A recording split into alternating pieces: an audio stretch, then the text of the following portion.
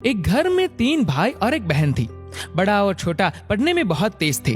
उनके माँ बाप उन चारों से बेहद प्यार करते थे, मगर मझले बेटे से थोड़ा परेशान से थे। बड़ा बेटा पढ़ लिख कर डॉक्टर बन गया, छोटा भी पढ़ लिख कर इंजीनियर बन गया, मगर मझला बिल्कुल आवारा और गवार बन के ही रह गया। सबकी शादी हो गई बहन और मझले को छोड़। दोनों भाइयों ने लव मैरिज की थी। बहन की शादी भी अच्छे घराने में हुई थी। आखिर भाई सब डॉक्टर इंजीनियर जो थे। अब मझले को कोई लड़की नहीं मिल रही थी। पिताजी भी परेशान, माँ भी। बहन जब भी मायके आती सबसे पहले छोटे भाई और बड़े भैया से मिलती, मगर मझले से कम ही मिलती थी, क्योंकि वह न तो कुछ दे सकता था और न ही वह जल्दी घर पे मिलता था।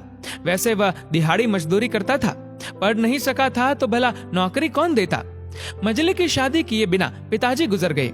माँ ने सोचा कहीं अब बंटवारे की बात न निकले, इसलिए अपने ही गांव से एक सीधी सादी लड़की से मझले की शादी करवा दी। शादी होते ही न जाने क्या हुआ कि मझला बड़े लगन से काम करने लगा। दोस्तों ने कहा, ए चंदू, आज अड्डे पे आना। चंदू बोला, आज नहीं, फिर कभी। दोस्त कहता है, अरे तू शादी के बाद तो जैसे बीवी का गुलाम ही हो गया है। चंदू ने कहा, अरे ऐसी बात नहीं, कल मैं अकेला एक पेट था तो अपने रोटी के हिस्से कमा लेता था। अब 2 पेट है आज, कल और होगा। घर वाले नालायक कहते थे पर चलता था, मगर मेरी पत्नी मुझे कभी नालायक कहे तो मेरी मर्दानगी पर एक भद्दी गाली है, क्योंकि एक पत्नी के लिए उसका पति उसका घमंड, इज्जत और उम्मीद होता है। उसके घर वालों ने भी तो मुझ पर भरोसा करके ही तो अपनी बेटी दी होगी, फिर उनका भरोसा कैसे तोड़ सकता हूँ। कॉलेज में नौकरी की डिग्री मिलती है और ऐसे संस्कार माँ बाप से मिलते हैं। इधर घर पे बड़ा और छोटा भाई और उनकी पत्नियां मिलकर आपस में फैसला करते हैं कि जायदाद का बंटवारा हो जाए, क्योंकि हम दोनों लाखों कमाते हैं मगर मझला ना के बराबर कमाता है। ऐसा नहीं होगा। माँ के लाख मना करने पर भी बंटवारे की तारीख तय होती है। बहन भी आ जाती है, मगर चंदू है कि काम पे निकलने के लिए बाहर आता है। उसके दोनों भाई उसको पकड़कर भीतर लाकर बोलते हैं कि आज तो रुक जा, बंटवारा कर ही लेते हैं। वकील कहता है, ऐसा नहीं होता, साइन करना पड़ता है।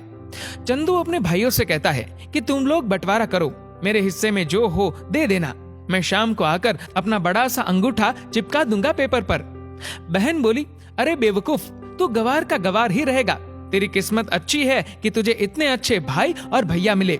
फिर माँ भी बोली, अरे चंदू, आज रुक जा, बंटवारे में कुल 10 बीघा जमीन में से दोनों भाई 5-5 रख लेते हैं और चंदू के लिए पुश्तैनी घर छोड़ देते हैं। तभी चंदू जोर से चिल्लाता है, अरे फिर हमारी छुटकी का हिस्सा कौन सा है। दोनों भाई हंसकर बोलते हैं, अरे मूर्ख, बंटवारा भाइयों में होता है और बहनों के हिस्से में सिर्फ उसका मायका ही है। चंदू कहता है, ओ, शायद पढ़ा लिखा न होना भी मूर्खता ही है। ठीक है, अब दोनों ऐसा करो, मेरे हिस्से की वसीयत मेरी बहन छुटकी के नाम कर दो। दोनों भाई चकित होकर बोलते हैं, और तू? चंदू माँ की ओर देख के मुस्कुराकर बोलता है, मेरे हिस्से में माँ है ना। फिर अपनी बीवी की ओर देखकर बोलता है मुस्कुरा के, क्यों चंदूनी जी, क्या मैंने गलत कहा? चंदूनी अपनी सास से लिपट कर कहती है, इससे बड़ी वसीयत क्या होगी मेरे लिए कि मुझे माँ जैसी सासू मिली और बाप जैसा ख्याल रखने वाला पति। बस यही शब्द थे जिन्होंने बंटवारे को सन्नाटे में बदल दिया। बहन दौड़कर अपने गवार भैया से गले लगकर रोते हुए कहती है कि माफ कर दो भैया मुझे, क्योंकि मैं समझ न सकी आपको। चंदू अपनी बहन से कहता है, इस घर में तेरा भी उतना ही अधिकार है जितना हम सभी का। माँ का चुनाव इसलिए किया ताकि तुम सब हमेशा मुझे याद आओ, क्योंकि ये वही कोख है जहाँ हमने 9 महीने गुजारे हैं। माँ के साथ तुम्हारी यादों को भी मैं रख रहा हूँ।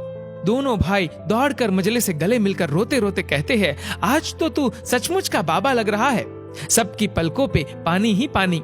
सब एक साथ फिर से रहने लगते हैं।